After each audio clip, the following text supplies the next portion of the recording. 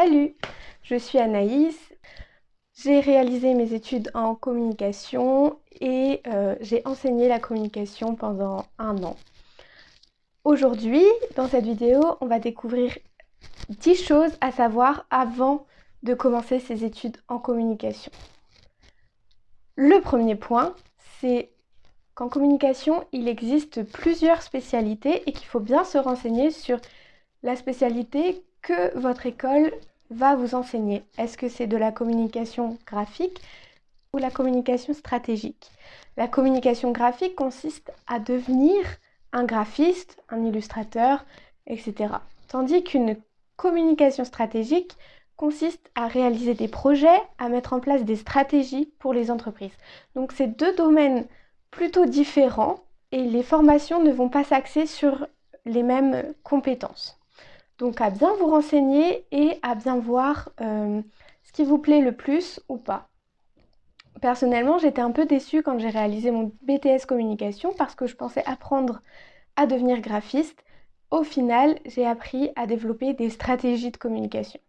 C'est un domaine dans lequel je me suis épanouie et donc j'ai terminé mon BTS communication et j'ai poursuivi en licence. Le deuxième point important à connaître quand on commence ses études de communication, c'est évidemment qu'il y a de plus en plus de concurrence, de plus en plus de diplômés chaque année en communication. Le secteur commence à être bouché, il y a de moins en moins de postes disponibles et de plus en plus de personnes avec de l'expérience. Donc c'est un facteur à prendre en compte.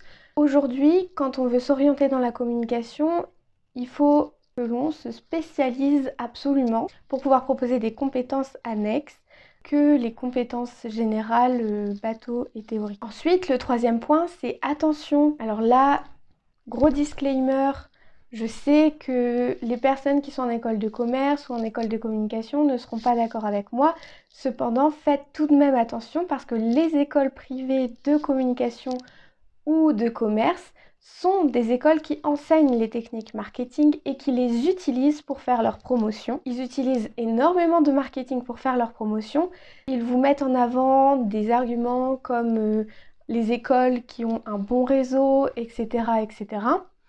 Mais faites attention parce que le réseau, on peut se le constituer soi-même. On y reviendra un peu plus tard dans la vidéo. Et en plus de ça, les écoles de commerce ou de communication coûtent très cher à l'année et on apprend exactement le même programme que dans les universités, dans les écoles publiques. Donc bien faire attention à cela.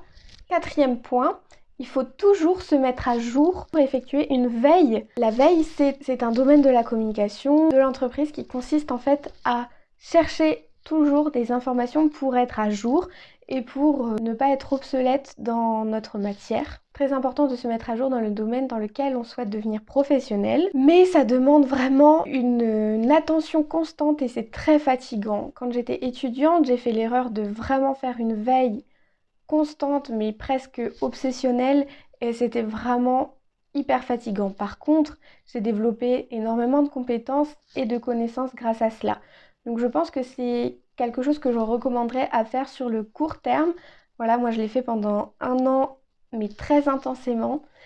Avant d'aller en cours, je faisais de la veille. Pendant midi, je faisais un peu de veille. Et le soir encore, je refaisais de la veille. Je ne conseille pas de le faire autant, mais bien y penser parce que quand on est étudiant en communication, souvent on n'effectue pas de veille, on attend que les professeurs nous donnent toutes les informations et c'est pas comme ça qu'on construit nos compétences. Point numéro 5, c'est que les métiers de la communication sont assez mal compris dans la société. C'est très difficile pour les personnes de s'imaginer tout le travail en amont qui est à réaliser. On voit que le résultat, donc c'est-à-dire que les résultats graphiques, affiches, flyers, etc. ou les chiffres qu'on obtient à la fin avec le rendement, le retour sur investissement, etc. Le souci, c'est qu'en amont, il y a une tonne de travail que les personnes ne se rendent pas forcément compte. Et c'est vrai que la communication peut parfois être sujette à des a priori, à des préjugés sur le fait qu'en fait on ne fait que s'amuser, on participe à des événements, etc., etc. Mais c'est pas vraiment ça, il y a vraiment une grosse partie organisationnelle et ensuite une petite partie sur le terrain ou de résultats. En tout cas, voilà, donc ça c'est aussi à prendre en compte. Le 6e point que je trouve important à relever, c'est que si vous êtes étudiant en communication, ça va déjà être de plus en plus difficile de trouver des formations en alternance, mais au-delà de ça, après vos études, ça sera encore plus compliqué de trouver des postes parce que les entreprises réservent des postes aux alternants et ça tourne chaque année ou tous les 6 mois. Il y a des postes qui sont réservés à des stagiaires aussi. Et le souci, c'est que ces postes-là ne sont pas disponibles ensuite quand on est diplômé parce que les entreprises préfèrent payer des alternants avec les mêmes compétences et les payer moins cher pour un coût de main-d'œuvre plus bas. Ensuite, le 7e point, c'est que quand on commence des études en communication, il est plutôt conseillé d'investir dans un ordinateur avec une bonne carte graphique qui permet d'accueillir la suite Adobe et tous les logiciels dont on aurait besoin pour réaliser les projets. Alors je sais qu'il existe des solutions en ligne comme Canva. Le souci, c'est que le résultat n'est pas forcément toujours très professionnel. En tout cas, ce n'est pas ce que l'on attend en entreprise. Et un ordinateur avec une bonne carte graphique qui peut accueillir la suite Adobe pour assurer des résultats professionnels et pour apprendre à bien manipuler ces outils parce que c'est ce qu'on va vous demander en entreprise plus tard. Ce que je trouve un peu hallucinant, c'est que les alternants ou les stagiaires en entreprise doivent venir avec leur propre matériel parce que la plupart du temps, les entreprises n'ont pas de poste qui permettent d'accueillir la suite Adobe. Et donc, les étudiants doivent venir avec leur propre matériel pour fournir un travail pour l'entreprise. Mais c'est la réalité du marché et il faut bien en avoir conscience. Donc, un bon ordinateur qui peut accueillir la suite Adobe, on va monter dans les 600 € pour les vraiment moins chers, jusqu'à des 1000 € ou plus. Ensuite, il ne faut pas oublier d'intégrer dans ses revenus le paiement de la suite Adobe parce que c'est la base pour pouvoir travailler en communication. Les quelques points positifs qui restent dans les études en communication, c'est premièrement, on apprend à gérer les études en communication qui est assez positif.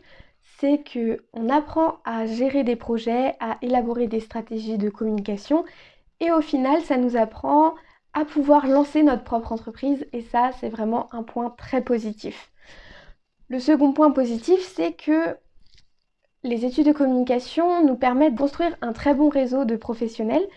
Alors, à la fois dans les écoles privées, où là, vous avez un réseau plutôt disponible et déjà construit, mais aussi dans les écoles publiques, où là, c'est à vous de construire votre propre réseau, mais je trouve que c'est plus intéressant parce que déjà, on apprend à gérer son réseau, on apprend à le construire, et en plus de ça, le réseau est plus fiable parce qu'en fait, on a créé une relation de confiance avec ces personnes.